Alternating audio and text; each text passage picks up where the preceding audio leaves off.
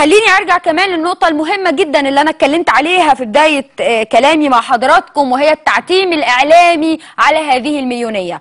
بالفعل انا مش عارفة الاعلام المصري بيشتغل لمصلحة مين، انا مش عارفة التلفزيون المصري تلفزيون الحكومة، واعذروني لان انا بجد مغلولة قوي من جوايا وبقولها على الهوا، انا هموت من الغل من التلفزيون المصري عشان يبقى فيه مليونية بالشكل ده، وكاميرا التلفزيون المصري جايبه لك شوية قد كده.